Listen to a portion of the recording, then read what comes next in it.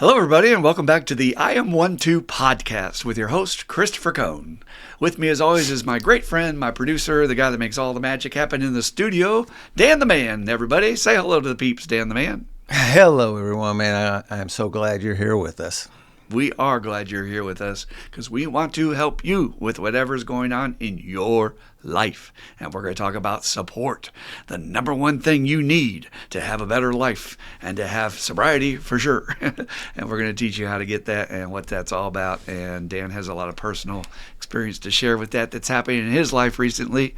And I'm very excited to bring that to you all today.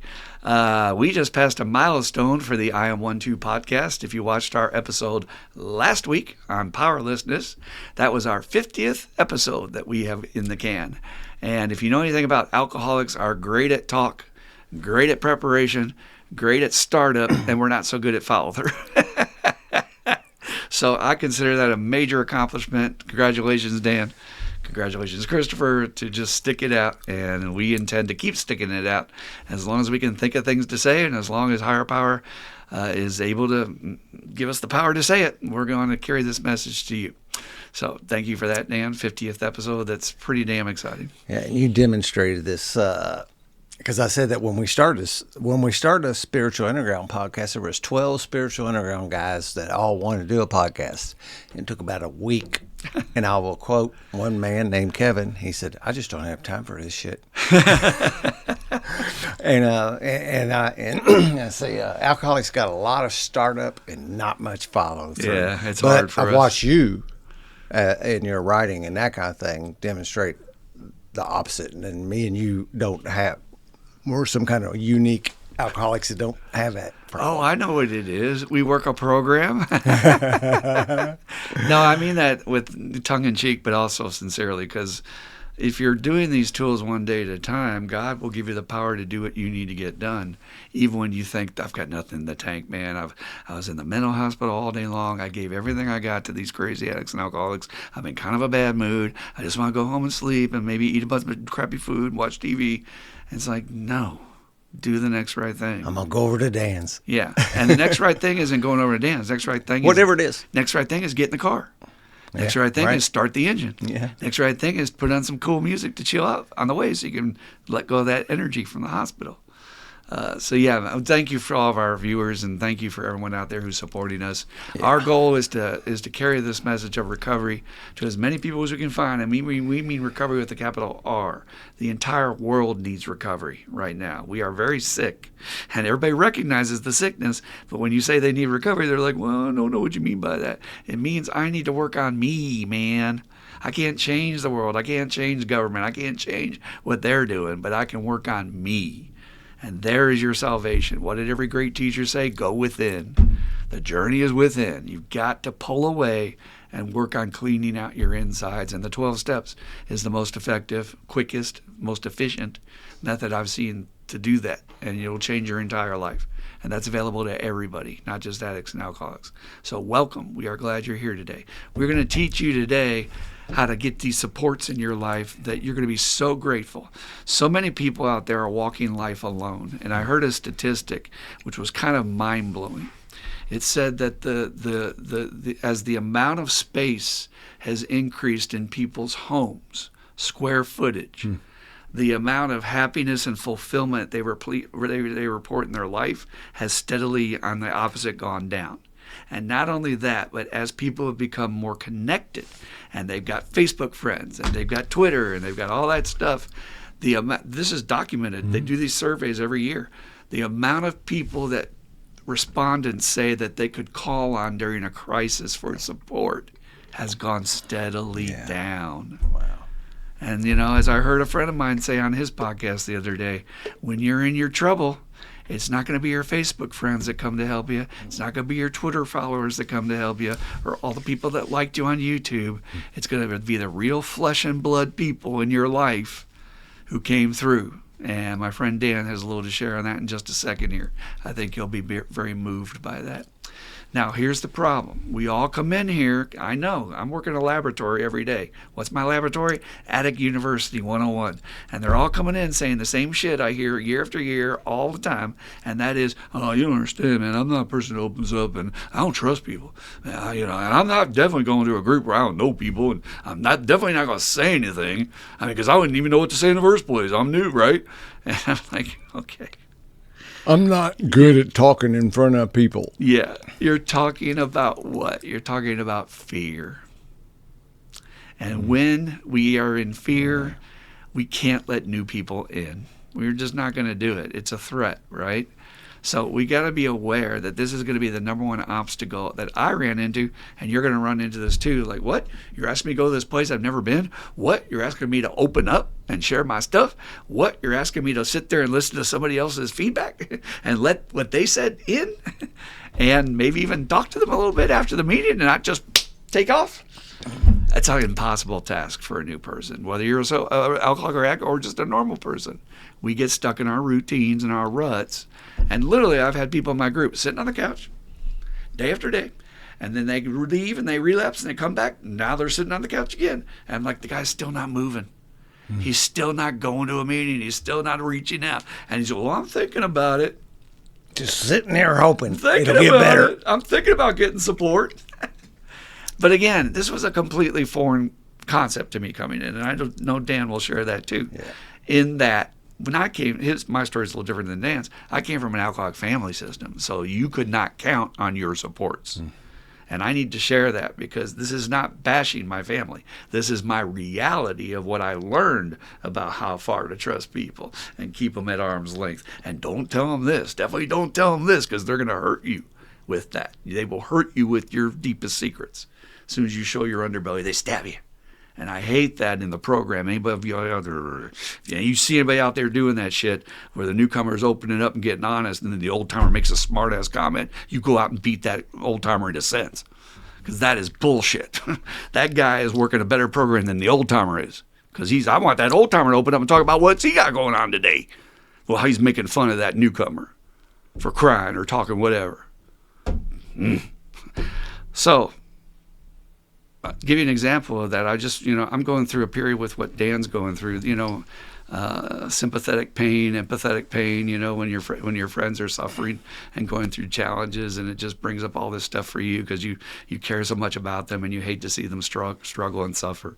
And, I've had a lot of memories coming up, and one of the memories that came up recently was when I was in my dire state and I needed to go back to treatment a second time, and insurance was not going to pay for this. My parents went to my grandparents on my father's side and said, could we borrow this money? He will pay you back. And I had never done, mind you, there's no history here with them. They probably wouldn't have even known I was an addict. Probably was news to them. I didn't go over and steal their stuff. They've got no grudge against me. There was no interaction with them on that level. And they were wealthy. And they were wealthy. That's the thing. My grandfather retired, a very successful businessman. And they said, no, we're not going to lend you the money. And I had many experiences like that. Some you conveniently forget them because they're too painful. But when it builds up to a certain point, you're just like, at that point when that happened, I was kind of, yeah, that figures. I think I even said that to my mom. And she kind of said that too. Yeah, that figures, knowing who they are. Very cold Irish, not much emotion, not much support, never support, really.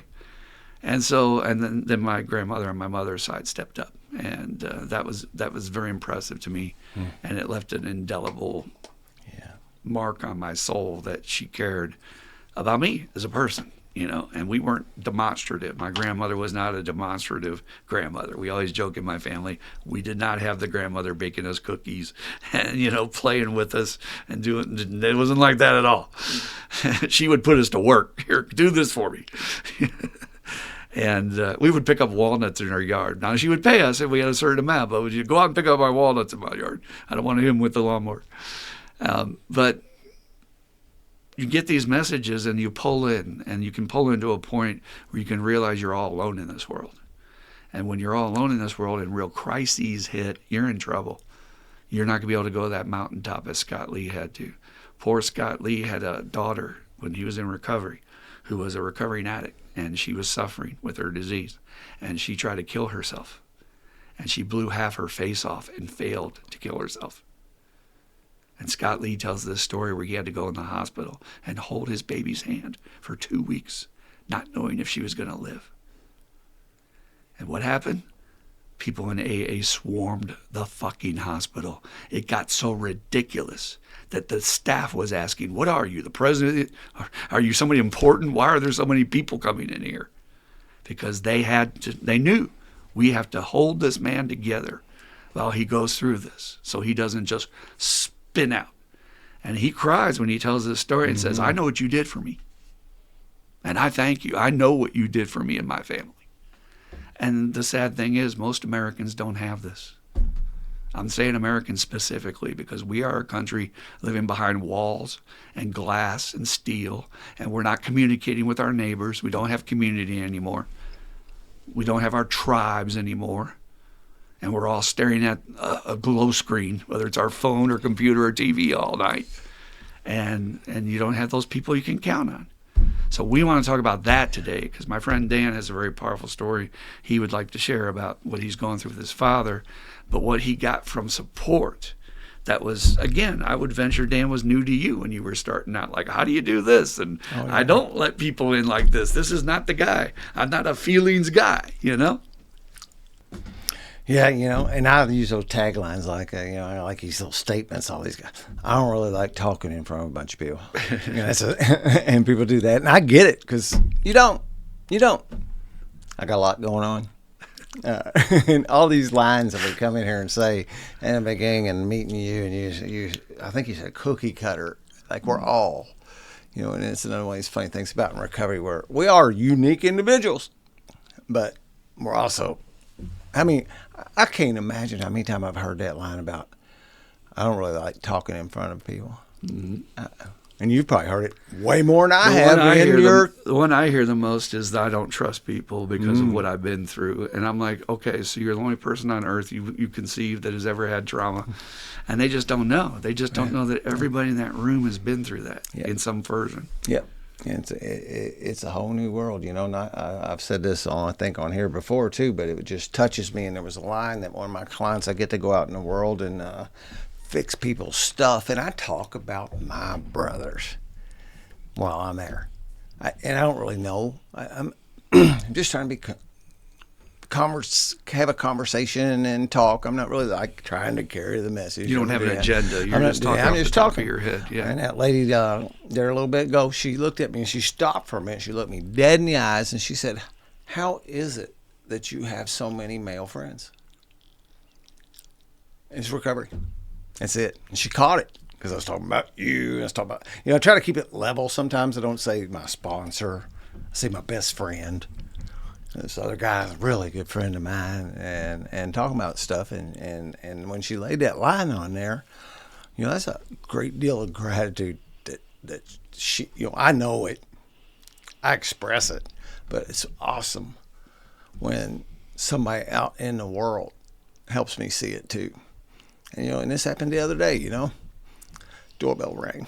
Walk out there. The neighborhood was having a fish fry. And I had a little bit of a moment last weekend. I thought my dad was dying. And for whatever reason, I posted it on Discord and I posted it on Facebook. Now, I wish I deleted it now. But next day, one of these neighbors over here saw my Facebook post, man. She brought Dad some fish. She brought some food from the neighborhood St. Patrick's Day fish fry. And that's not like direct recovery, right? That's not Travis or you or Toby. But that, what you put out in the universe ripples through, man. And people, it's been in my experience that people show up for you. It touched me that she brought that over. And it's not a big deal, right? A couple pieces of fish and some French fries. But I know why. I'm not confused about why that happens. Back when a little while ago when I was going through it with my daughter, Shane called me and he said, "Can I come over?" Yeah, okay. He said, "Is it okay if I come over?" And I said, yeah. And he goes, no, I'm coming over. And the doorbell rang a few minutes later, And I've been going through it with Dad lately. And I've got these, I love that line, these lines that come to me. I don't know if I made this one up or if it's somebody else, something I stole from people, but there's these rooms of people that just are waiting for you to walk in there and be their friends. And I had to talk with a gentleman that we were talking about that's having some issues. I don't feel comfortable airing him out on here, but there's somebody else in his life that's causing him a lot of problems. And he asked me that question the other night, and it felt a little weird for a second. He said, what should I introduce myself as? And I said, why don't you just come in and say you're an alcoholic, man? You're one of us. Eliminate that the barrier. Back of the I am one too. It's the same energy, except for that's what that room is. Mm-hmm. Because we kind of like, that's the other thing. I'm a real alcoholic. I'm an addict and an alcoholic. And this little thing where I understand where that comes from, because I came into the room saying I was an addict and an alcoholic too, and I was. But I've learned now, the energy we want, I am one too. That's the energy. And what a miracle that little thing was, that.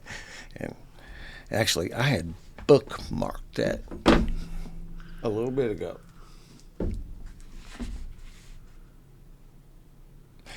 We hope no one will consider these self-revealing accounts in bad taste.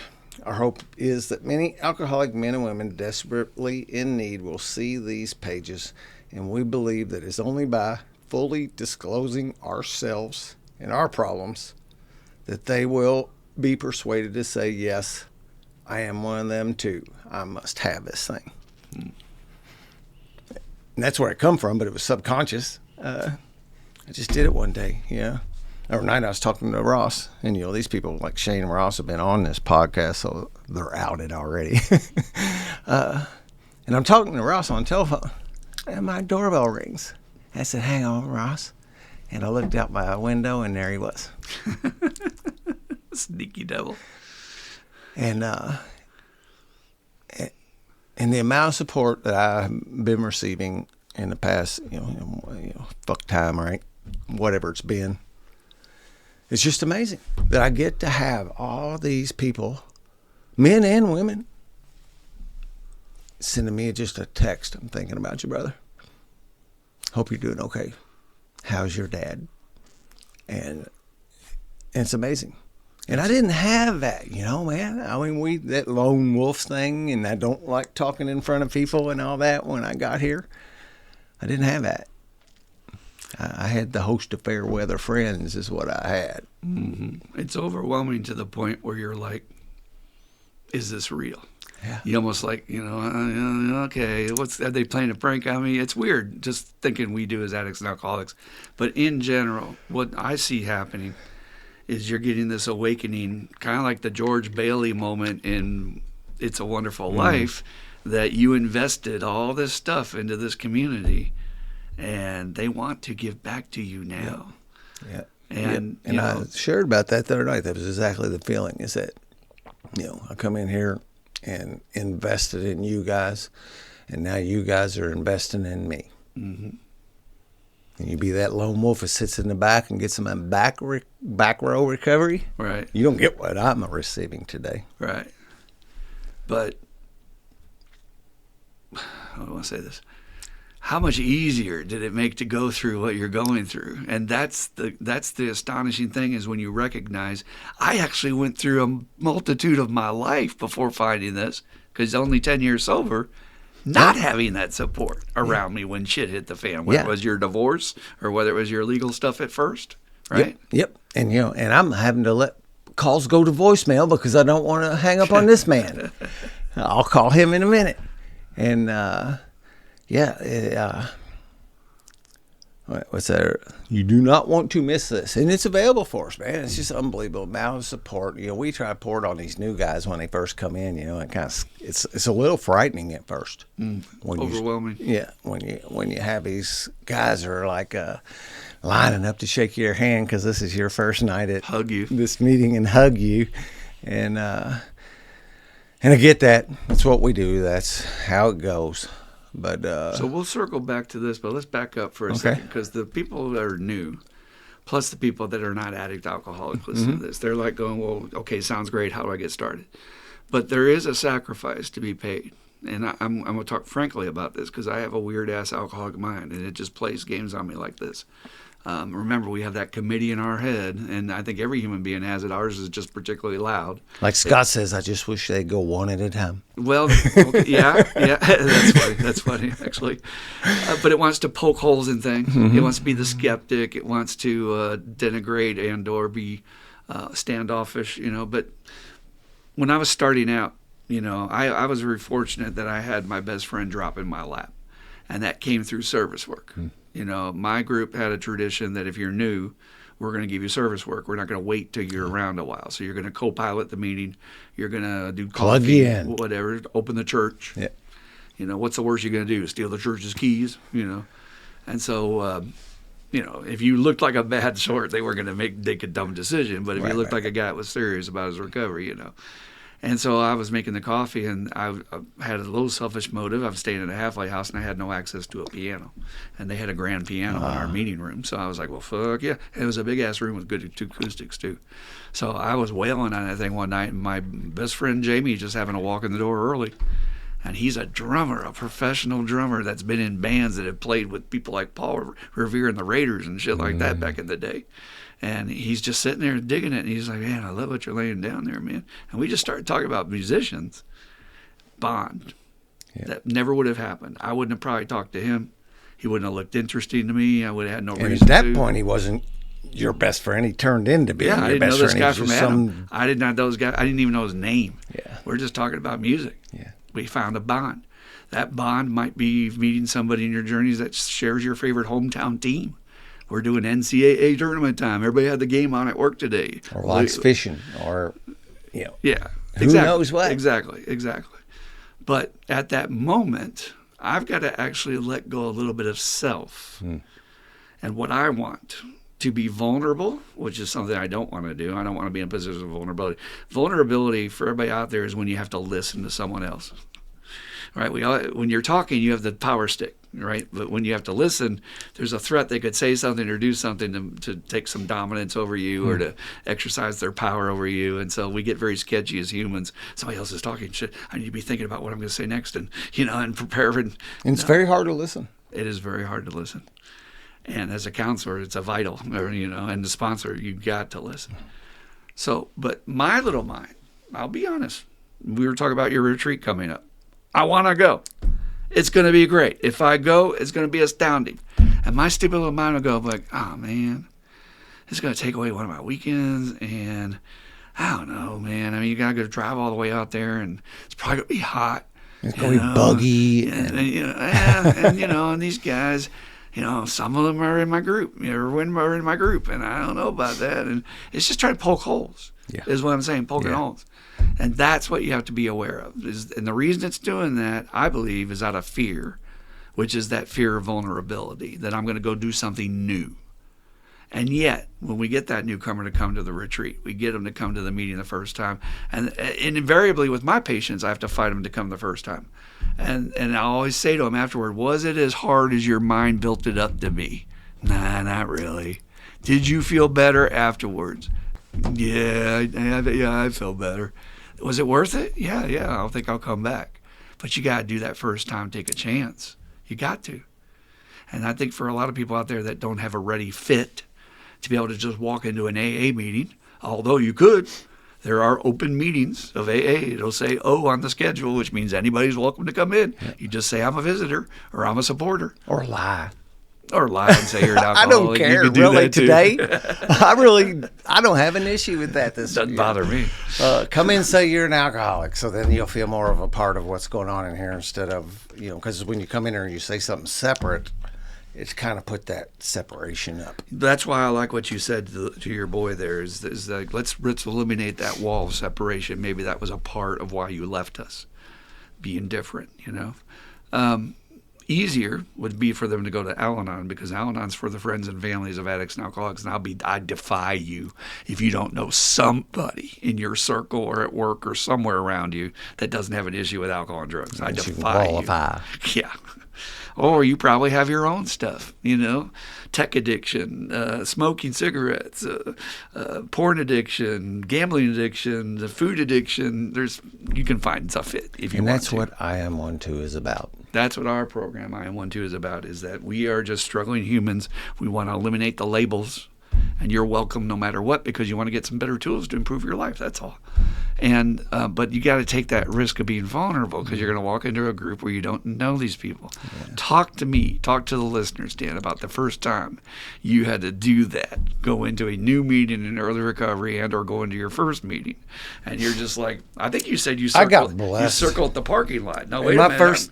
I remember you being in the parking lot. I put it in reverse, and I backed out, and I put it in reverse. And I went back and forth 5 or 6 times, man. But there was something laying on me that said, Dan, go in there. You got to. And I was able to park and pull back up to the parking bumper and walk in that room. And I was there early. There was some goofy, I had called the dude on the phone, and I asked him, well, do I need to be there early? Is there any paperwork you got to fill out? I didn't have a clue. And he kind of chuckled at me. And that man's still a friend of mine today. And I eat lunch with him on a lot of Thursdays. Him and this other gal, Becky, she's been on the Spiritual Underground podcast. They are the first 2 people that shook my hand and said, hi, I'm so-and-so, and I'm an alcoholic. And Becky handles my IRA today. She handles my money, and Joe's still a really dear friend, and again, where you get that. And I walked in there, and this is I've said, you think about how many times, I hate to repeat myself, but you may be listening to this podcast for the first time. And they said, is this anybody's first time to an AA meeting? And I raised my hand, and I said, yeah, I'm Dan. And they did the pause. And they waited, because there might be I said, no, that today. We wait a second. We'll give it a minute, because there might be somebody sitting over there that just can't get his hand up in there quite as quick. And I thought that meant I was supposed to share. And I gave them a little bit about myself. I was like 72 hours sober. I was heading to treatment tomorrow or whatever it was, and that whole freaking meeting opened up, and they poured their experience, strength, and hope in it. And, to me, as a dude, that meeting became about Dan, and people were smiling, and they was telling me about what recovery did for them, and over and over, and golly, I was lucky, man, to have that happen. It's a beautiful thing to see that happen in the rooms when we open our arms up, and just it was unreal. I walked out of there. One thing I walked out of there with, a big book. I walked out of there with some of them AA pamphlets, and every one of them pamphlets had one of them people's name and number in it. And what I felt like I walked out of there was like 2 55-gallon drums of hope. You would have missed that whole experience had you listened to your mind back out of the parking lot. If I'd have left it in reverse and got out of there. Yeah. So that we're bringing that up on the outset here, because I wanted to go back and say this is going to fight you. Your brain's going to fight you. Yep. There is a weird thing about homeostasis with the brain, that even if your normal is abnormal, it's still normal to you. So sitting at home and isolating, even if you hate it, your brain's going to be like, where are you going? We hang out. We don't do this, We don't go out to a cabin in the middle of the woods with a bunch of dudes. And to watch a newcomer struggle with that one, what's going to happen out there? Are these guys going to take advantage of me? What's up? In the rides for my fifth steps with my new guys, I can feel the energy. Yeah, they're like, we're getting way out here, man. There's something I want to do, and I don't know if I have the guts to do it. What? I want to get to the last pull off, the last turn off, and you get off of 64 onto 37. I want to throw like a black pillowcase and put this over your head. I think. Yep, it's alcoholic brain. And I wouldn't do that, but golly, I love that idea. having fun in recovery. But they don't folks. That's what feel. we do. That's kind of what they feel like. Yeah. They're like, this dude is taking me way out in the freaking woods. I got Especially no that idea what last I'm doing. road, that You know, last road to hell down the hill. and I It's make like, it- where are we going, dude? We're have going in the them- gully. Yeah, I have them read me the part of the big book, fifth step part. I have them read that to me. What didn't always, but that's what my routine is now. I let them read that to me, and I commentate on it. So they're not paying attention to where they're going anyway. So they're lost, you know. But Trust. every single time, and that's the other line that come to me, man. Every man comes down there with me. Women come down there and spend the night with me too, and the human being I go to sleep with is a different person I wake up with. Yeah. And that trust, though, which is so hard to come by, right? I've never done this. I'm scared. Have the feelings. Yeah. Fight through the feelings. The problem is you don't know what you're going to miss if you don't, right? Right. So, for instance, like with my buddy Jamie, I mean, women came and went in early recovery, buddies came and went in early recovery, but I was so fortunate to have a best buddy. How sober was he when he arrived? Was he around like 3 you? years ahead of me. Oh, he had maybe. 3 years? Yeah, 3 years ahead of So he me. had a little bit to Had his sponsor in the group. had a little bit of that. And Hal, his sponsor, turned out to be Roger's best friend. They didn't sponsor each other, but he was Roger's best friend, and I got Roger, and I had no idea there was a connection there. So cool. Yeah, it is. And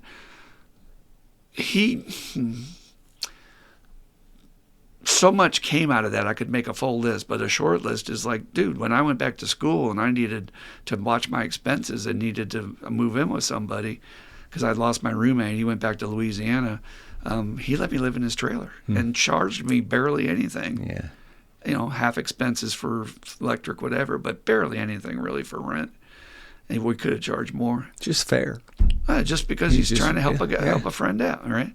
But the memories, man, of like, you know, rolling out of rolling out of the Polaris group in Minneapolis, great group, and rushing to the movie theater to catch the 9:30 last show, and we would just go on Tuesday nights. Nobody's in the theater on a Tuesday night at 9:30. We would sit there at the theater to ourselves and make fun of the movie and yell shit and just have a great old time. Watching B grade Steven Seagal movies from the 80s and bullshit like that.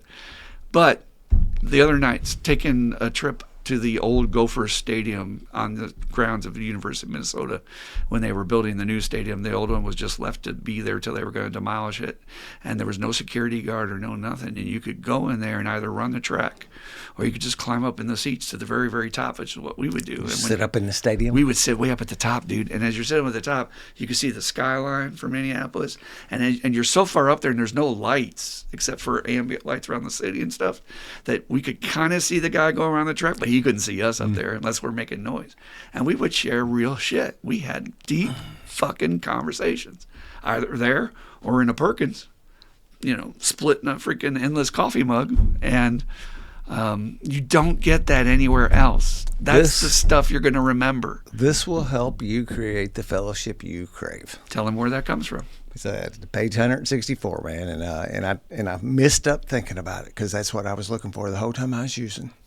That is what I was doing. I was trying to make connections with people, and I didn't know how, except for like that, you know. And I get here.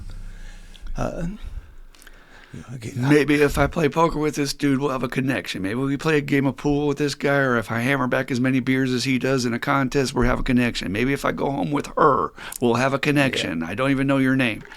We are fighting for that every day, for that connection to something to tether me to this earth, because I feel like I'm going to spin out into orbit and maybe kill myself because I feel so miserable, right? Yeah, that's exactly right. Yeah. And there's so many people out there who are listening to this who aren't alcoholics, who have that same sense of desperate loneliness. Yeah. Isolation is the number one problem. Loneliness is an epidemic. It's an epidemic, and particularly among our elderly.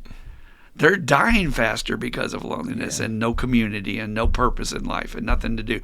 This can be your purpose. even if you're not one of us, you could just start going to meetings and meeting people and learning about the 12 steps and doing the 12 steps. If you came to our group and you said, well, man, I'm not really an alcoholic, and I don't really have this problem, but I really relate to you guys, and I get so much out of this meeting. Would you take me through these steps? What would you say, Dave? Every I would be pleased say, all right, brother. to. And because of meeting you, I've had that opportunity to take people through this work that are not addicts and alcoholics, and I get to see it work in their lives too. Can we just talk for a second? Our good friend April, who has her podcast on here, her life is expanding and she's doing all kinds of exciting things. And she has chosen, in spite of all the good things happening in her life, for change. After she lost her husband, she has a special needs child. It was a formula for disaster. Yep. Anybody would have been overwhelmed by all that. And she used these tools like a champ. She fought through. She was bulldog about working these tools. And now she's going through the steps again with Shane because she wants more. Right. She wants to be able to help alcoholics more by going through the big book. She never got to the big book. She wants to become a teacher and maybe start a meeting in her new hometown. And this is the way it's supposed to be, guys, where you're excited about every day. And you've got a network of people that you could just do and get support. Because I don't know how people do it without that. Yep. I've got to, the minute I leave the mental hospital, I'm on my phone, poloing or calling somebody to discharge.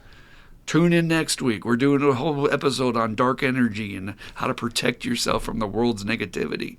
But I've got to get rid of that. Otherwise, I will tell you the experience, and I tell new counselors this, it's like you need a shower after working with certain clients. They're so toxic, and they're so trauma-ridden, and you take on that trauma because you're sitting there. I was doing somebody's first step this week. Unbelievable horrors happened to this person. I mean, just things that should never occur to a person in anywhere in life. And I'm sitting there. I've got to be there for them and be compassionate and experience this and you absorb and reflect back that I'm here listening to every word. There's no way they're going to share these deepest secrets unless they feel that safety, that you're with them. That's the counselor's best asset. You're holding their hand. You're walking them through that. You're not going to let it wreck your world as it's wrecking their world. That would be trending into codependency. But I've got to be empathetic. I've got to be there with them with the feelings. And you do absorb all that. And then you walk out and you're like, oh, this fucking world and its people. And then you get in traffic, you're like, oh, look at this guy. And you're just like, oh my God, I'm in negative land. Why? Because I got slimed. Yes, just like Ghostbusters. Guys laying on the ground. What happened, Ray? I got slimed. I need a shower. And my shower, I'm going to call my sports. Yeah. I'm going to dump this energy. And you guys listen. And you guys love it. I had LJ tell me that yesterday. Oh, man, thanks for sharing that. It helped me so much. I laughed my ass off. He shares shit that makes me crack the hell up about his day on his job. Yeah. And being able to share your life with someone beyond just your spouse, beyond just your family and kids, it's makes life so much richer. And we didn't even know we were missing that, did we, Dan? We had no idea. I thought sometimes I had buddies, drinking buddies. Another one of these lines that come upon me at some point, I get to discharge the negative energy to safe people. I can't bring that home and talk to my dad about it. I don't want to throw that on him. And I don't know about like a wife even and stuff sometimes. But man, I got you.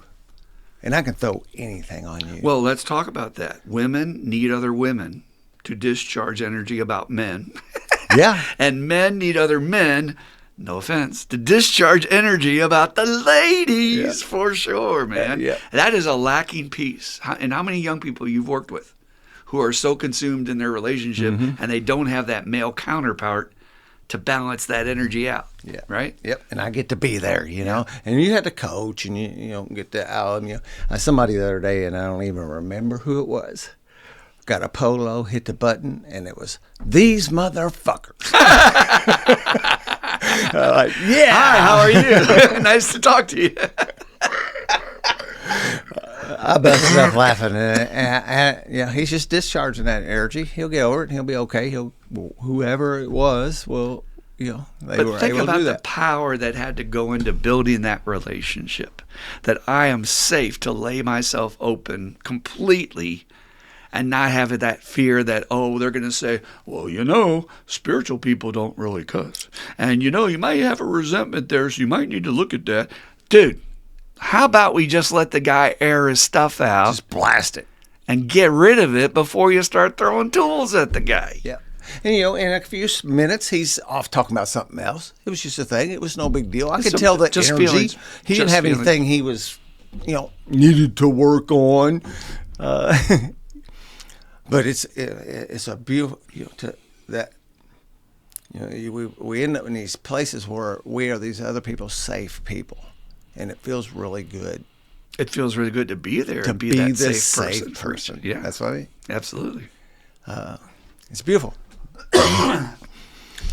We get to lean on each other, and golly, man, I don't think I'd be alive today. Well, if I was, I'd be half, even a quarter alive, walking there with like a corpse or something. I'm pretty sure. Yeah, I don't know, man. I was considering offing myself on a fairly regular basis. Mm-hmm. I didn't have a life that felt like it was worth living. I was coming home to a wife, and she was pretty, and we had 2 cars in the garage and 2 little beautiful kids. But my guts were in a ringer, man. I had no idea what to do about it. We've said this before, but it's so true. When you think about the greatest experiences you've had in your lifetime, when you're reflecting back, they're always with other people. Always. Yeah. The greatest experiences. Mm-hmm. Like I was just pondering for a second. So here I was in New York City as a student, right? And I had rain of the Manhattan, and I was in throes of my illness. And I look at the times I was alone, and I really suffered some deep loneliness and dark. This was when New York was in its darkest moments in the early 80s and late 70s. That's Martin Scorsese's Dirty New York. Yeah. This ain't the New York we have now. It was not overdeveloped by all these billionaires now. And I had some really dark, lonely, walking the streets, horrible moments. And then I look at the moments I had with others, even when we were getting high, just gems like lights in a dark storm that just jump out at you like, oh, I had that and I had that. There was one, I don't know why. I told you, memories are coming up weird these past few days, but so we decided to go to Central Park, right? And I had never really done speed a lot. I did little things here and there, dibble dabble, those little pills and stuff, Black Beauties, White Crosses. But this dude had some real speed. And it's like, okay, well, you want to get hopped? And I'm like, yeah, we're going to be throwing Frisbee in the freaking park on a beautiful sunny day. Did you ever say no? No. Well, hey, do you want to do some of this? Yeah, I do. I did. Actually, and I should have said no that first time I did acid because I did too much.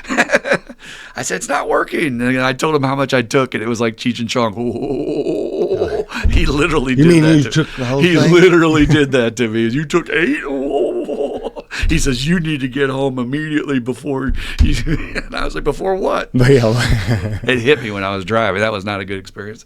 I'll save that story for another day. But we're in Central Park, and we're at the prime of our lives, 19, 20 years old. You're never going to be in that great of shape again.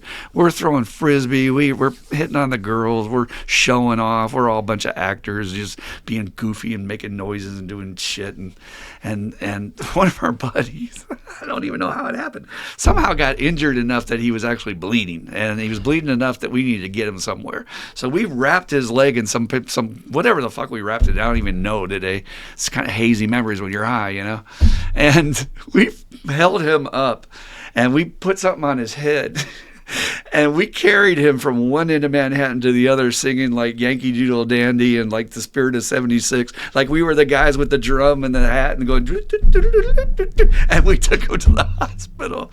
And again, stupid memories, but something I'll always remember as a bright spot among all those other moments where it was dark and lonely and you're suffering from addiction. Yeah, there was those windows, like the times, man, it was a blast. And at times it was really dark. Yeah, there was more darkness than there was blast, unfortunately. I couldn't balance that. And of course the light, that quit one day or at some point. And then all it was dark. And we just had a blast because most of us were not from Louisville. So we're supposed to be like, I'm from Louisville. This is Hayseed from Oklahoma. And we were so rowdy about what we were doing. We felt like we owned the freaking city. Yeah. We had all these New Yorkers look at us like, what are these weirdos doing? And what the fuck? They've seen some weird shit, but they ain't seen this before. We were just acting fools. And again, it's just, you can't get that without other people. You're going to go out on the street and do that alone? They might call the cops on you, but, So, what would you say, Dan, about, what you've been through recently with your dad? And I'm not trying to just do a cheap shot to pull at your emotions, but I have been on the receiving end, very fortunately so, of you sharing this awakening you're having of not only having your heart center opened deeper, wider than it's ever been as far as I've known you, but the people that have been around you to carry you through this experience and make it easier and more bearable. And that's all this man has been throwing back at me, is this gratitude and this. He gave a whole talk on it on Tuesday night at our home group. And I wasn't going to come to the meeting. Until my sponsor said, Dan, I think you should come to the meeting. Get a sponsor. That's for everybody out there. And I brought it up the next day because we do a juice report the next day in group, because I want to have at least one group a week where we're talking about what you get out of the meeting. Anything, positive. And I teach them, if you share it, it grows. You'll get to keep more of it. Don't keep it to yourself. You got some juice, share it. And I can't tell you how many of them spoke on the two men, and you were one, Mark was the other, that got up and talked. It just impressed the shit out of them, that despite what you were going through with your dad, you knew, your priority was, I need to be with these men, and that the men swarmed you with that support. They'd never seen anything like that before. And then when I talked to Mark about that later, as long as I'm on a roll here, Mark was in aftercare today, sharing great shit as usual. Hey, Mark, what's up? Let's get Mark on the podcast. Yeah. Hey. Yeah. That's a good freaking idea. Amen. Yeah. All right. That sounds like a good fit. I said, Mark, dude. I said, you're sitting there talking, and okay, let's back up a little bit. This man entered my group, and he just wanted to retire. He's a veteran. He served our country well, and then he served 20 years as a fireman. He's ready to quit life and just drink himself to death, and he's having a terrible time at it. He's not happy. He's angry at everything and everybody. And, and he comes to my group, and I'm like, hey, check this out. And he had no idea he was going to have a whole other life ahead of him. Yep. And now he's going back to school to get his bachelor's to be a social worker. Yeah. I could have presented that to him on the first day of the group. He says, I don't know what you're smoking, man, but I want some of that. And I'm just watching him while he's talking out of the side, and I'm watching his face, and I'm like, these people at Spalding University is where he goes. He says, these people at Spalding, they probably don't know what to make of this guy. They're probably thinking like, well, he's not the brightest bulb in the patch, and, he's probably not going to make the best grades, but, there's just something about that guy. He's going to be a hell of a fucking social worker. Yeah. And I was feeling that as a social worker. But I said, this guy is going to reach people because he's authentic. So I gave him that compliment in a group, and he turned right back at me. And he said, well, I know you are reluctant to say this, because I had just recently said something about this, about how, we compare ourselves and say there's really no way to describe this bond that you can have with another person, another group, that unless you compare it to something like the military have. And then even then I said, but you got to kind of defer that, because they've sacrificed so much and they've given their lives for our country. And I don't want to step on that by saying ours is the same. Well, he stopped me. You know what Mark said? I've been in the military. I was a firefighter 20 years. I counted on people having my back when I'm in a fire. Sometimes they would, sometimes they wouldn't. But I never had anything like this. That's what he told the newcomers in our group.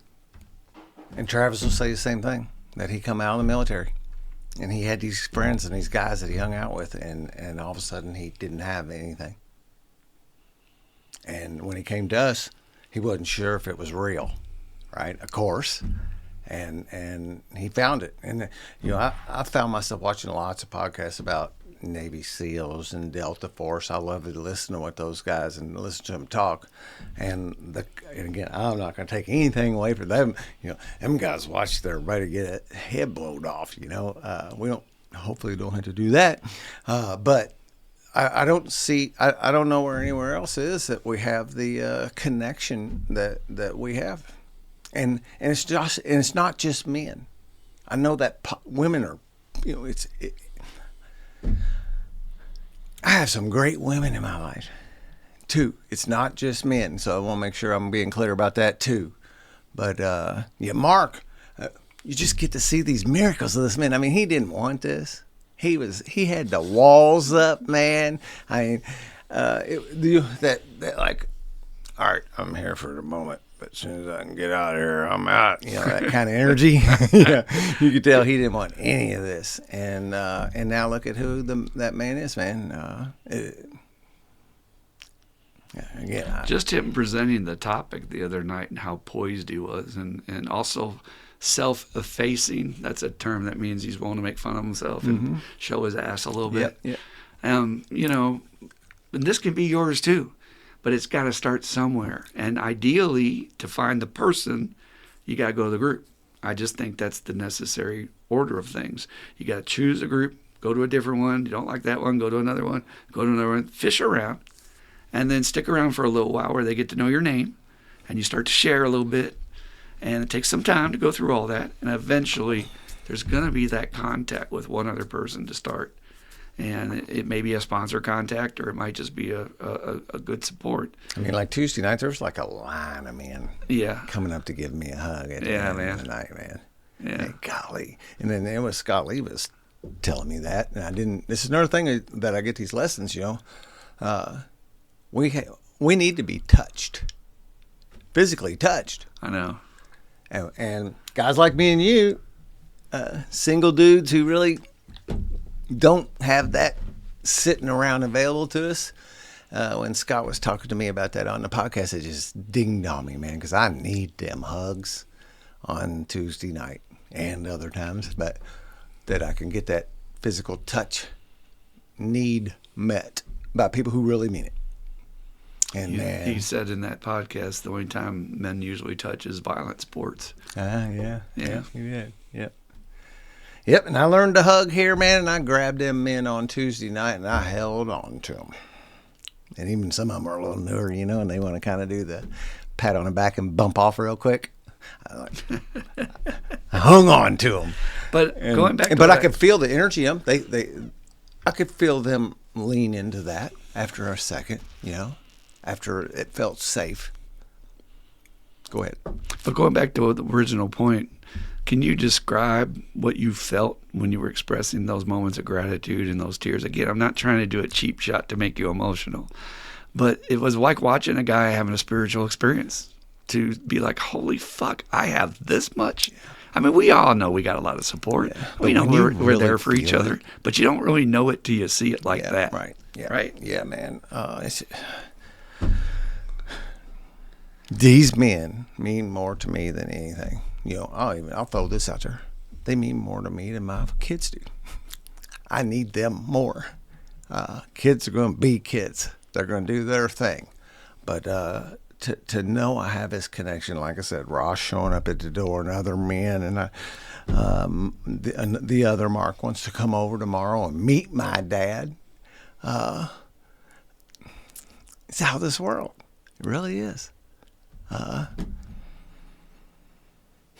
We want it for everybody, but unfortunately, very few people are going to be willing to lower their walls enough to just let it in, right? Yep. That old thing about pain, you know, I had to get hurt bad enough before I'd start letting it in. And when I started letting it in, I started liking it. And as I said the other night, as I do that, as I invest in these other men, when I call them up out of the blue, you know, some dude that we met the other night, you know, and as I do that, you know, I want to say payback, but that's not really right. It's not. Because it's not a payback. That's not what it is. But I get to receive these men. We get to love each other. We get to lean on each other. It's more reciprocal. It is reciprocal. Yeah. Yeah, that's where the payback don't feel. Yeah, it's not a barter. Like one side gets something next to. Yeah. And I'm not doing it to get something back. It's an open channel. Yeah, it's a relationships that I can't, you know, golly. But you know what you got to do, newcomer? Anybody out there? You got to fucking take some risks and do what's suggested. Now, for instance, there's a guy in our group that's struggling. He came back last week. His brother's sitting right next to him. Burning desire comes up. Nothing. Comes up. Get newcomers. Newcomer, we got newcomer share. Newcomer. Brother's like, nothing. Just sitting there. Mm-hmm. Hey, burning desire chip. Got the 24-hour chip. Get your chip. It's just sitting there. you're not going to ever join the club. You got to be initiated, bro. This is part of the deal. I'm saying this to all the newcomers out there. You cannot shortcut that shit. You got to walk through the fires that these guys have walked through. Same as if you're joining the Marines and you're going to earn your bones with these guys that have already been in Iraq for 20 weeks. And you're coming in, the new guy, and you're going to tell them what to do. That's the wrong approach. They will lose you. You know what they used to tell me in my group? They said, we get that guy in our group, we're doing this to them. I said, what's that mean? It says, I'm stepping away because the IUD is going to hit him first. And I was like, IUD? The improvised explosive device, IED. Sorry, it's not the IED. Yeah, that's the thing they put in girls to keep them from I pregnant, know. I'm old school. They don't even do that yeah. anymore, I don't think. Or maybe they do. They do. But you got to do all those little initiation things. Your first time, get a 24-hour chip. Get all your chips. Your first time, get up and talk. Your first time, share a burning desire. Your first time, get a sponsor. All that stuff. And it's all laid out. We've all done it. We can tell you how to do it. Talk to anybody after me, and they'll tell you exactly how to do it. But the question is, what's going to take for you to lower your walls? Yep. How much pain, how much suffering, how much sitting there, knowing you're going back out. There's no doubt he's going back out. I'll make that prediction. Prove me wrong. I've been around too long. I smelled it on him. I loved in the beginning of reading Emmett Fox. You turn and this is just a simple little term, but you have to make your demonstration. Yes, you must. The universe ain't going to just sit back and give it to you for free. And we don't get the initiation into manhood. And, again, it's leans men-wise, but we don't have that initiation into manhood that was once a part of culture. And I don't know if it was really, it was. There was time. Big time in Native American. Yeah, certainly then. And I think, it was in the colonial people that come over here. And other men took you by the hand and you went through an initiation where you got to earn your bones. And you know what that is in modern times? I've heard from my patients, my dad gave me my first drink. Isn't that sad? I had my first beer with my dad, and I felt like a man, finally, at age 8, is what somebody said recently. That's freaking child abuse. So sick. Yep. It brings back, I can think of that too. Like I said, my dad didn't really do that, but he would allow me to. The uncles and stuff, and they'd send you the refrigerator to get her beer, and you could off the top of it when you brought it back to them and all that. Probably only getting foam when you're doing it real fast, too. And I like the way, I really do. I look at the way that we do the 12 steps, the way you taught me. That is what that is. That's just this is an initiation ceremony into the club. Yes. And there really is no easier and quicker way to get your support group than doing the steps. Yeah. Because guys will be coming up saying, good job, and we celebrate that in our group when a guy completes his steps. There's Scott Lee thing. Yeah. Anybody that wants to can be a member of AA, but to be a spirit of the fellowship, you got to do the work. Yeah, That's how you get into that. There you go. Then you're part of it. So do us a favor, everybody listening. Send us questions about this. Tell us your struggles. Comment. Tell us what you're going through. And we mean this for the normal people, so-called, out there. Like, where's my group? How do I find this? Where do I look for this? How do I get started 12 steps? We'll help you on any part of that. We're right here. It's as simple as putting a comment down below or send it to us on the Gmail, iam12recovery@gmail.com. Send it to us. We'll help you with this. And I know because we're so initiated into Alcoholics Anonymous, so we lean that way real hard. Right. But the meaning of this podcast is to make this stuff available to everybody. To everybody on earth. If we truly had that sense of community, we would not be fucking each other over like we are today in our society. We would not be fucking over the planet because we'd be concerned how that would affect my brother. Yeah. We have lost the entire spirit of the one teaching I love the most, 2 of them from the Bible. I am my brother's keeper, and that which you do to the least of thee, you also do to me. That one gives me chills. Yeah. I think about that. And that's why I treat my newcomers, I had a newcomer coming today, especially beat up. I will give them love. And they cried. They have not received love, I could tell in so long, from anybody. I was like, God, that's sad. Somebody cared about for everything you've been through. Somebody genuinely cared about genuinely listening and saying, I'm going to help you. The gratitude was amazing. Oh, thank you, that kind of shit. All right, so we're going to get into our questions portion right now, but we'd love to hear from you. So let's start building our groups, our support systems, and it's all free, man. You don't have to pay for this stuff. So join us, as we like to say. All righty, we're going to head into our question portion. We have 3 great questions this week, and like we say, we'll answer any question you got on any topic you got. Send it to us, please. Iam12recovery@gmail.com. And please, we're happy to help you with anything you got going on in your life. And I would guarantee you've got something going on in your life. So, all right, let's get into this. First question is, I am older and sometimes I run out of gas. I really want to do more in my recovery, but sometimes I feel overwhelmed with all that there is to do.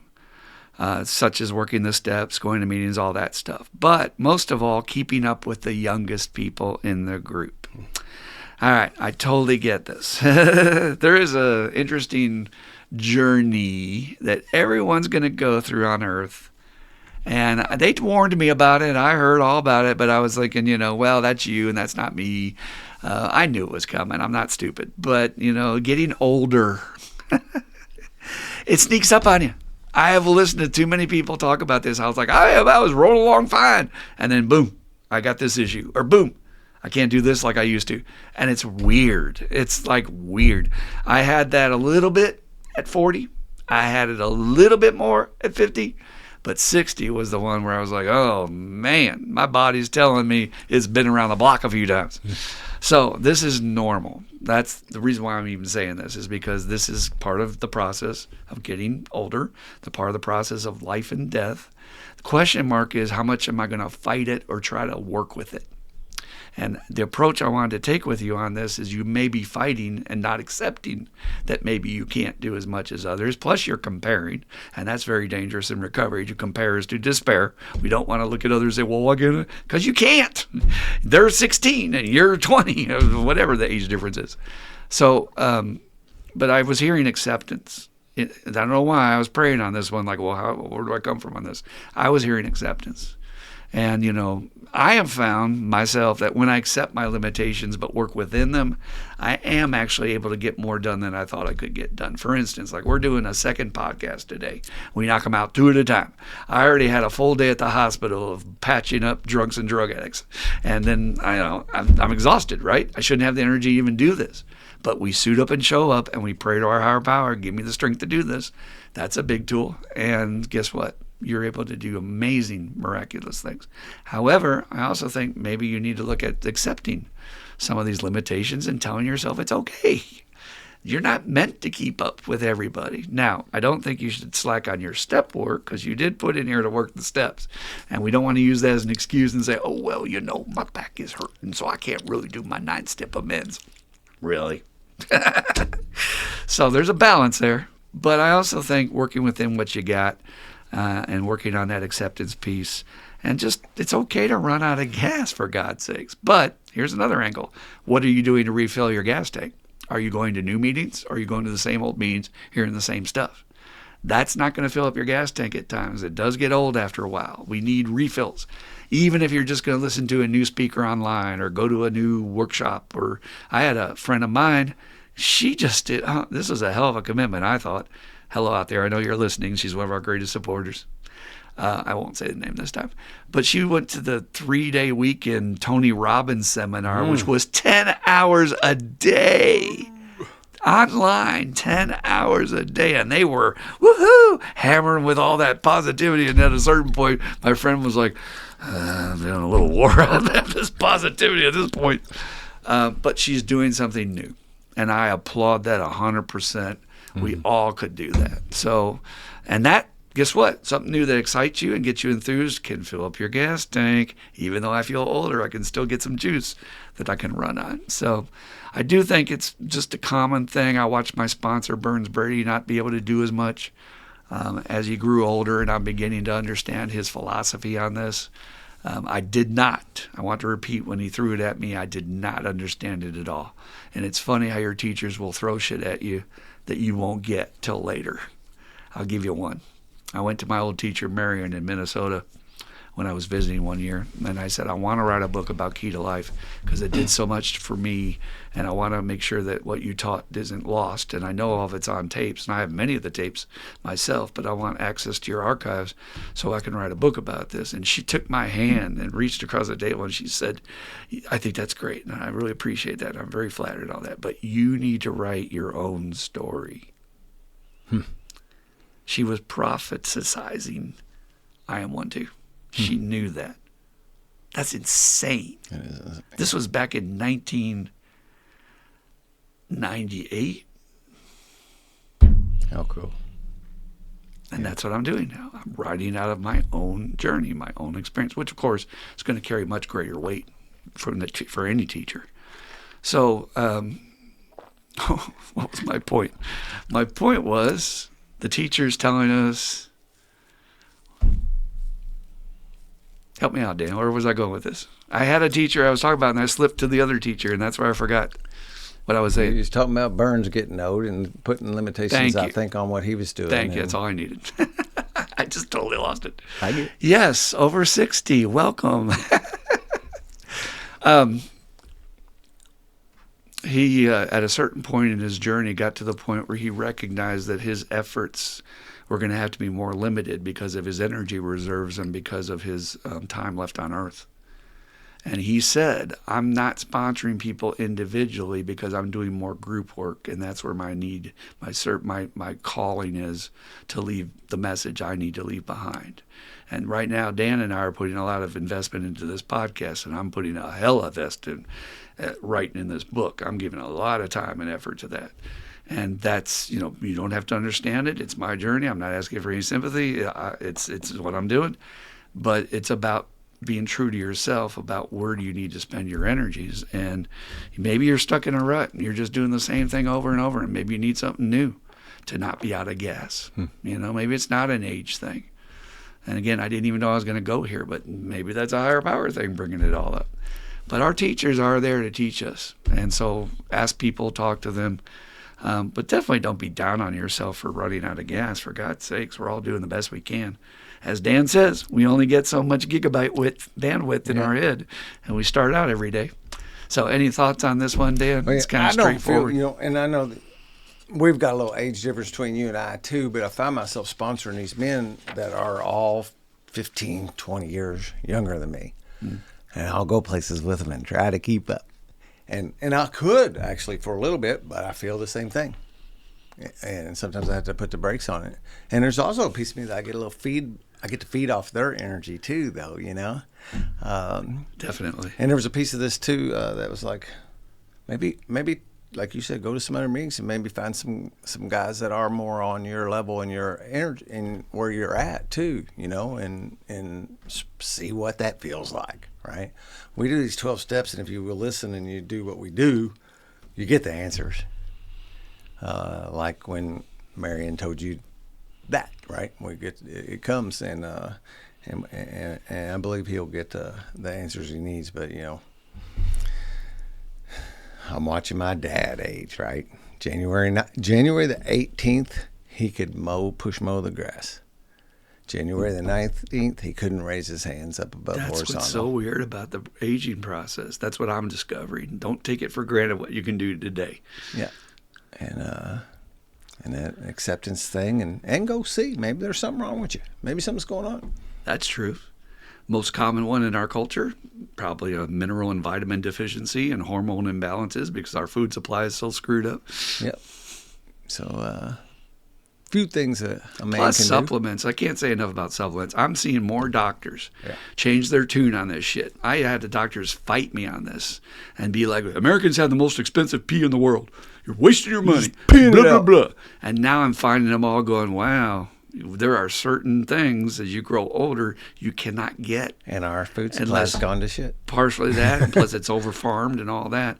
But even that taken into account, try to eat perfectly, you're still not going to get certain supplementals, especially for Alzheimer's and shit. Yep. So, that might be an issue. I like this. Good idea. Yeah. All right, so great question. Keep them coming. We greatly appreciate it. I hope that helped. Write us back. Send us a comment. Let us know how that worked out. All right, question 2 of 3. We got 3 today. What do you recommend for me to do? I spent all day Sunday with a friend of mine, consoling him and sharing experience, strength, and hope with him after his wife left him. Good for you. That was very kind of you. After spending so much time and the way he looked like he was in a good mental space when he left, but he went right back to his wife, begging only to be hurt even more. We know a few people like that. I feel like what I say or share means nothing to him, that it's a waste of time, energy, and breath to even talk to him, because I know in the end he'll just go back and do the opposite of whatever I have to share. I would love nothing more for him to use this time of pain to allow himself to focus on himself, to grow, and use it for his program. But I guess my question is, how do I keep from taking these things so personally? Well, that's a great question. And especially since I know this person's in the helping field, it's vital that you begin to separate yourself and separate the personal stuff from it, because you're going to run into this time and time again where people are just stuck in their patterns and they have to have their own process, and that's in God's hands and not in mine. And I'm powerless, like we talked about in the last episode. But it is extremely frustrating when you pour your heart into someone and you just see them say, thank you very much, I think I'll figure it out. And then they go right back and do the exact same thing they did before. That's kind of my story as a counselor. Now, there's a couple of guidelines I can give you. One is, do what you did the first time, which was, I'm going to meet with him and support him when he's going through a tough time, and I'm going to offer my experience, strength, and hope. Great. What's that old phrase? Burn me once, your fault. Burn me twice, my fault. But I have found if you want to be a very effective sponsor and you want to make the best use of not only your time and experience, but also to be the best use to your higher power, we do not waste time with people that do not want what I have. We just don't. I know some people may disagree with this, but I have gone around the mulberry bush, not only in my story, but with my sponsees I've worked with, who refused to fire people that were draining them, refused to stop working with people that clearly don't want what they're offering, and they only got more miserable, and in a couple cases almost drank. And I had to coach them through that so they didn't take a drink, because they were so resentful that this person's not doing what they're supposed to be doing. And I said, dude, you're his fire chief. He's using you to put out his tail feathers. That's it. He's not paying attention. He just wants you to make the fire go out, and then he's going to go right back and do what he wants to do.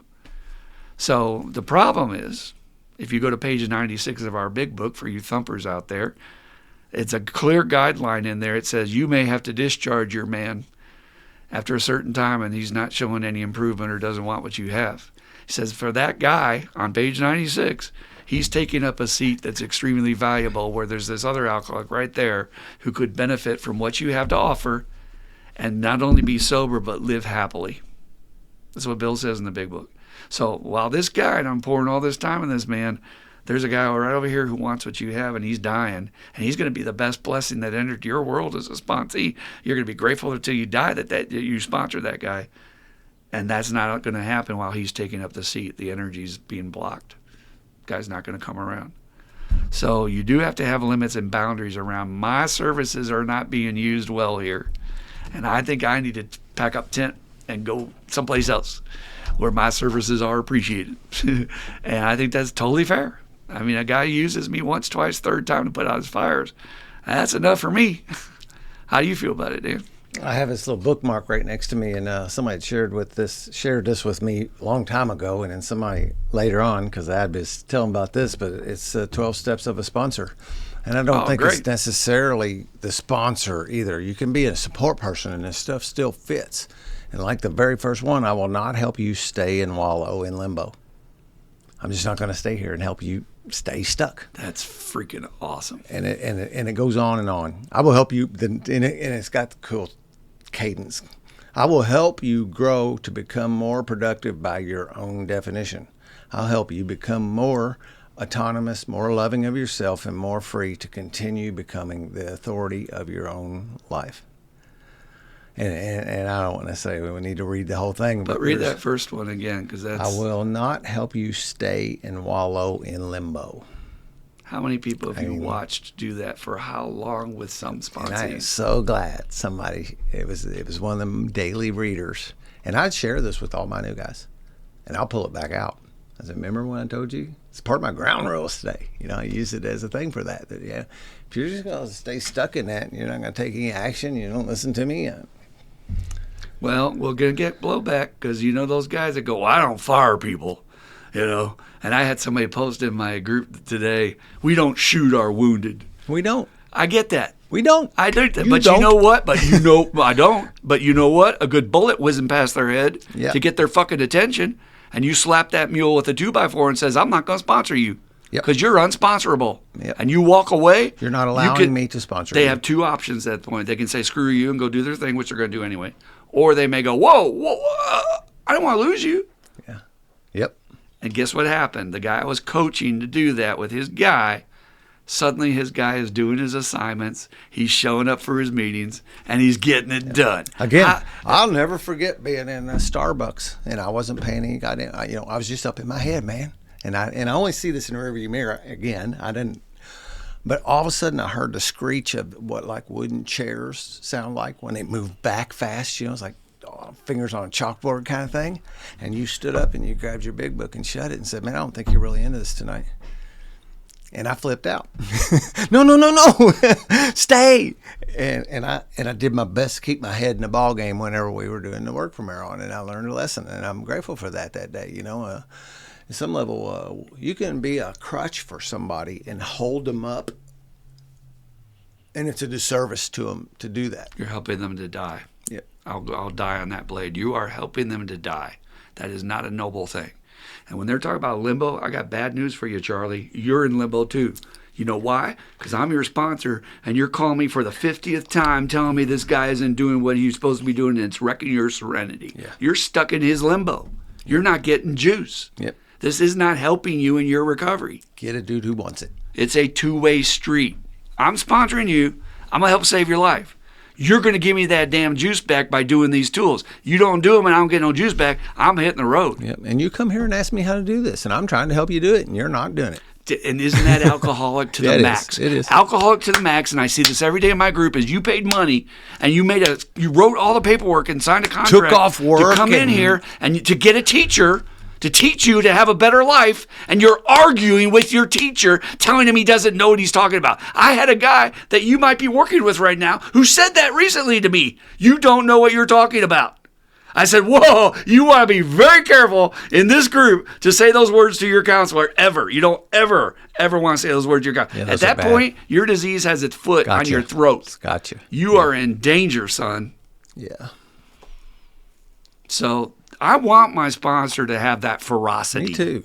I want him to care about my sobriety. I want him to care that he's helping me to be a better man and a better husband and a better father to my goddamn kids. And I want him to care whether I live or die or go to jail. Yeah. I don't want him to be like, well, it's his job to call me. It's his responsibility. If he wants it, he'll do it. He'll either do it or he won't.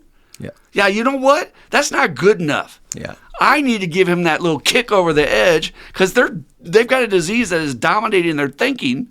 They're not making good decisions. And maybe I can be that little fire. Even if he gets pissed at me, he's still getting motivated. Yep.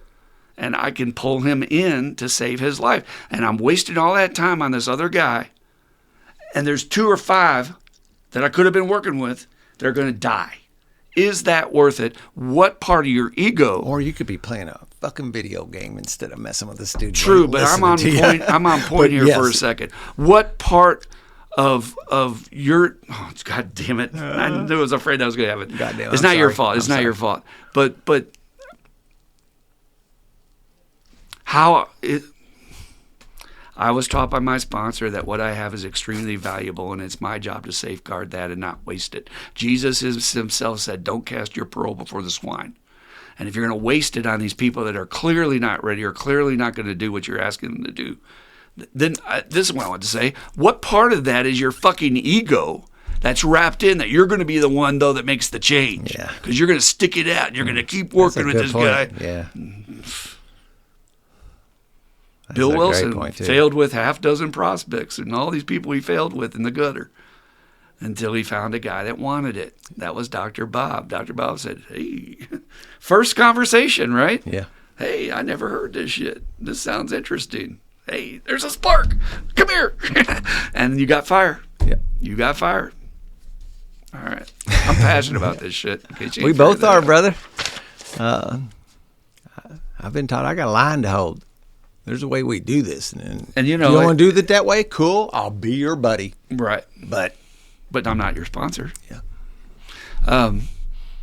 And it's different, you know, when you're a sponsor versus a counselor. Obviously, as a counselor, I'm going to provide the best services and education, knowing that maybe the best I can do is plant a seed in this guy for when he's really ready.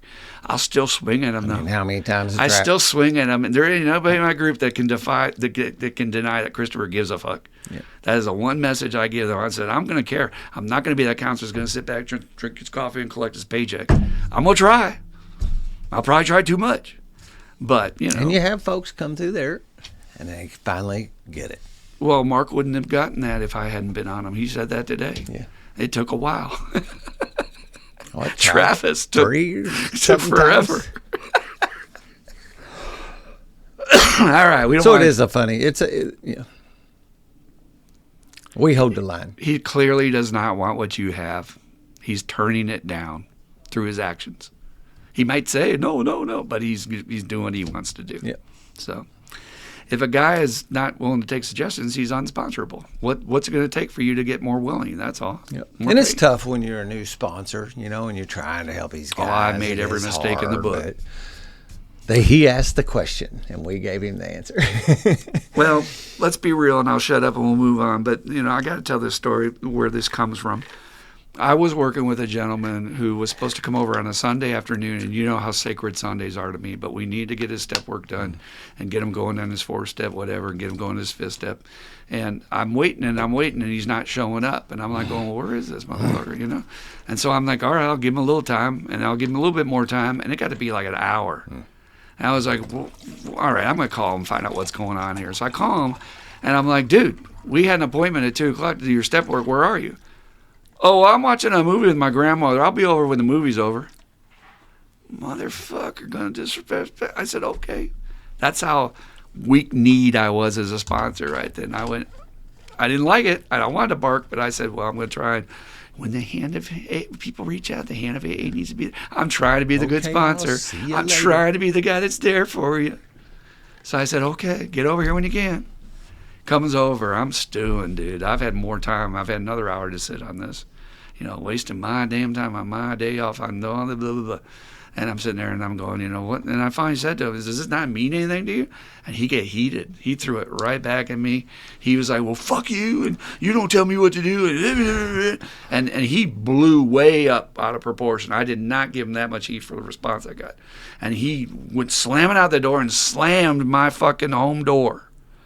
And I'm sitting there with that reverberation of in the room with that bad energy. No, dude, I'm sitting there like, enough. Never again. It was not the what the fuck. I'd been through the what the fuck before. This was the never again, what am I doing wrong? And I don't know if it was Burns or somebody else, but they took me to page 96 and they taught me those fucking tools from the old timers. Do not waste too much time with any one prospect. Yeah. If they don't want it. And it was on me. That's the hardest truth I had to accept from that experience. That was me and my expectations on him. And he's just doing what alcoholics do. They're going to hurt you. They're going to stab you. They're going to act out. But I said never again. And guess what? I've never been a better sponsor in my life. I've never got more people sober. I have a bigger stable of sponsees than I've ever had in my life because it's working. Following directions.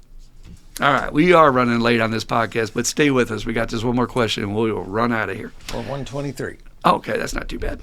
All right, Christopher and Dan, as you guys know, we don't, but thank you for sharing. We try to keep you anonymous on here. I'm just playing with you. As you guys know, I am in a small town in Kentucky and not able to get to meetings besides on Zoom. Unfortunately, where I am, and I do get this, I am surrounded by a bunch of quote-unquote Jesus freaks. The treatment center I work for is a Christian-based facility. I try to explain to guys that they also need to expand their support group away from the facility by going to meetings. They claim that they go to church and that is all they need. I have a very hard time talking to them. So how would you guys go about talking to these people so that you could do your best to help guide them along? I don't have anything bad to say about religion, except that it never really did anything for me, so I won't talk bad about it. But they are always talking trash about the 12 steps in AA. They say that AA does not work for them. Best regards. Thank you for that question. That's an excellent question. So when Bill Wilson started this program, if you read the archives and the history, he talks about that they were concerned about guys coming in with strong faith backgrounds and how that would fit with some of this. Well, didn't even have the phrase for it back then, but this new agey higher power talk and all that sort of approach and stuff, the spiritual approach. And it was surprising to excuse me, got a little dry there. It was surprising to him to see how complementary one was to the other for the guys that were strongly based in their church. And that he actually ended up writing that there was nothing that was contrary or in opposition to what religion offers than what AA offers from the spiritual side. And instead, they found it to be very complementary, that these guys were building and growing their spirituality by doing both. So now these guys, I would say, what I'm hearing is they have a beef. They have a brick they're throwing. Anytime somebody throws a brick, that tells me they've got a resentment or that they had a bad experience or they've got some history.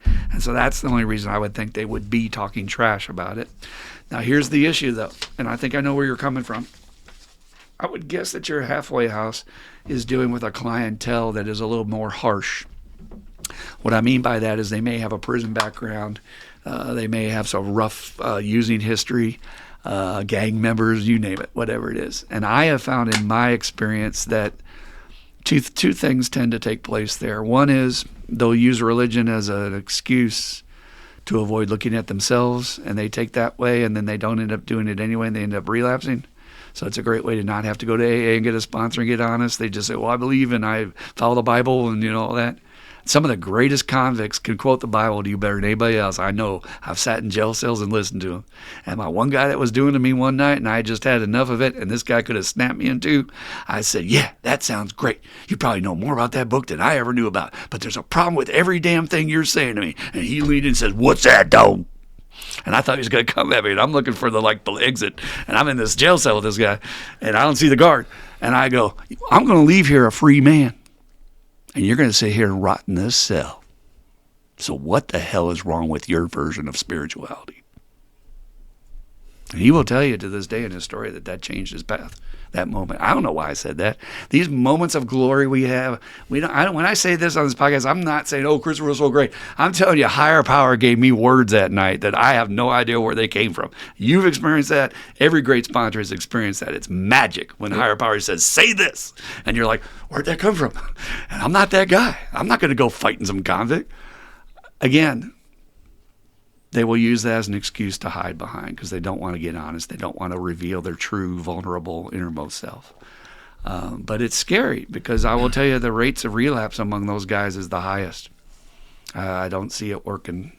They'll have good starts. Sometimes they may last a while, but they get irritable, restless, and discontent because they're not doing their amends and they're not getting free of their resentments. And they're not doing any steps, and eventually it's so uncomfortable they have to relapse, even though they believe in Jesus. And their belief is indisputable. I mean, they would die in that place. I get it. You got it. You believe in it, right? Yeah, they're alcoholic, Christian, and whatever. They're out there all over the place. Mm-hmm. And then you hook them up to a lie detector. They believe they're not going to drink and that Jesus will save them, and that's all great. But they're not working with their stuff. You're not dealing with the reality of being a running and gunning gang member for the past 30 years that's hurt so many people, and you're just saying, I'm healed now because I've been forgiven. It's a lie. I don't mean it of anybody.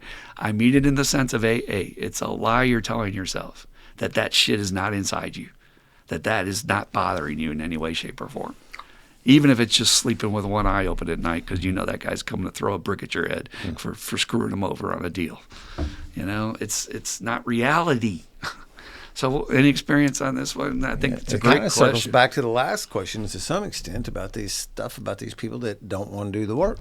And if you can stay sober without doing this work, oh, God bless you. Fucking that's okay. If you're happy. Yeah, but sober and that happy. dry drunk thing, and that's probably what my friend here, whoever wrote that letter, is saying, is that these guys aren't getting it, and he has he knows what is available to us, and he probably just wants it for them. It's just another thing where we're trying to help these other people and they won't listen, and there's no sense in paddling upstream. Again, so many things in all of our books that Bill was able to get out there in the short time he was alive. And he says that one thing that's so valuable to me, where he goes, agree with him that he probably knows much more about it than you do, but then say, but where I'm coming from, that would have not helped keep me sober. Yep. Just speak from your own experience. Yep. And then let him sit with that. Because he'll go off and he'll do his thing and he'll have that bad day where he's not able to hold it together, and he might remember you saying, yeah, that sounds great, but that wouldn't have worked for me to keep me sober. And it's a different dynamic with just your buddies. Now, these are people I think he's working with in the actually treatment asking center. me to sponsor them, and I'm their sponsor. And and I've used that line a number of times where there's no doubt that you know more about this. You know more about the Bible than I do. Mm-hmm. But you wouldn't be sitting here with me if it was working for you. Yeah, but see, this guy's hamstrung because the treatment center he works in is a Christian-based facility. Working there, yeah. So he's getting not only the people in there that already have that buy-in, that they believe in that faith, but he's also getting the pressure from his superiors. Help these. That this is the way we That's his do job. it. We do Jesus here. Yeah. So they kind of, let's be frank. You're right, hamstrung. They don't want what you're selling. Neither the clients nor your bosses. So maybe you need to pull up stakes and take your services somewhere where you'll be better like the last to question. serve people. I'll go help people I can help. I'll go help people I'll help who will accept what I've got to offer. And no hard feelings. It's cool. Yeah. And, I always try to hold out hope that there's, even in the worst situation, there may be one who's just a little bit open. And you can at least tell that guy, hey, look, man, you get to have your own higher power. So if you want to be Jesus, it's great. But if you want to be free of this guilt and shame and shit for all the horrible things we've done, dude, and I'll take a guy here, I'll be like, put my hand on his shoulder, look at me and say, dude, what about that shit we did to our mom? Yeah. Don't you want to make that up to your mom? We have tools to do that. The church doesn't have these tools. Yeah. Yes, they've got forgiveness and they got service, but they don't have this tool of how to make that right in amends. And that's really what makes the 12 steps so unique. Power gave Bill that. Yeah. Yeah, he did. Because of Bill couldn't come me up and you with and that. me sitting there. Not on his own. So my heart goes out to you, man. I know you're trying to help people, and I also know you're in the middle of your education where he's doing his trying to get his licensing and all that stuff. Thank you for participating in our podcast by sending in a question. Hell yeah. It helps somebody, for sure. Yeah. And for anybody that's out there, that's what we're saying. Don't misunderstand the message. You get to have your own concept of a higher power, but don't let that get in the way of trying new tools. That doesn't seem to make any sense. Now, I will tell you where that shows up sometimes for people who are strong faith people. Medicine. How many cases have you heard about, well, we didn't give our kids medicine because we don't believe in that, and the kid died? Yeah. And I've heard people attack that directly in a positive way in recovery and say, like, God gave us the medicine.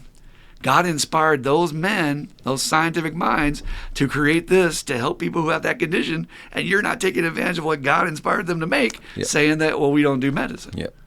So, I don't know. You can't really argue with someone who's in that state.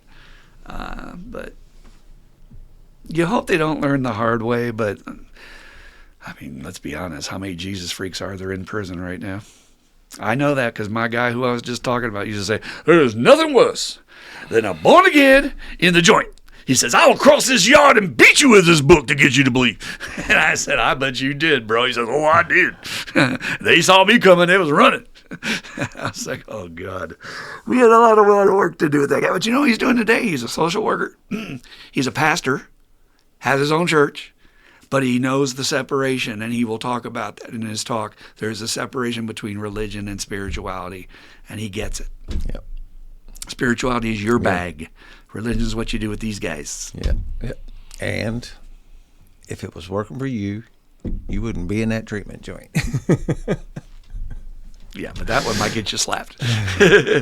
We've got an unbeliever. So anyway, thank you for joining us. We greatly appreciate you being here and sticking it out for a little bit longer podcast today. We do this every week. Come back, see us. Please share it with anybody you can, and we'll get the word out and share this thing called recovery. Go out, start building your support group, drop us a line, ask us questions, and let us help you to do that. All right, Dan, we'd like to close with the Serenity Prayer. I'm ready. So let's do it as we always do. Prayer. God, grant me the serenity to accept the things I cannot change, the courage to change the things I can, and the wisdom to know the difference. Just for today. Keep coming back. It works if you work it. You die if you don't. We love you. Keep coming back. Peace out.